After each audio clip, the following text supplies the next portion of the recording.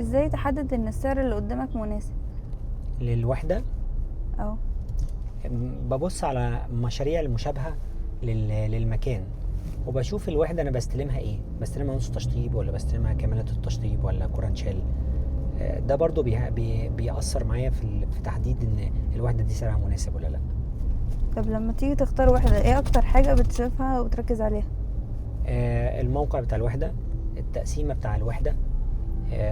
مش دايما المساحة بتبقى أهم حاجة. في أوقات أنت ممكن تشتري وحدة مساحتها مثلا 200 متر، بس التقسيمة بتاعتها من جوه بتحس إن هي 60-70 متر.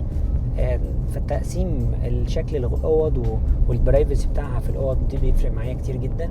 ومستوى التشطيب، يعني لو هشتري كامل التشطيب الخامات المستخدمة دي بتفرق معايا كتير أوي. ازاي تختار نظام السداد الانسب ليك؟ اللي أنا أقدر أدفع فيه مقدم بتاعه وانا مش مضغوط، والاهم من المقدم ان انا لا بعد ما ادفع القسط ومصاريفي الشخصيه او مصاريف بيتي في الشهر يبقى في عندي فائض. طب تشتري جاهز ولا على مخطط؟ لو خايف اشتري جاهز، لو عندك قلب وتقدر تستثمر يبقى بالنسبه لك الاوف بلان بقى احسن بكتير.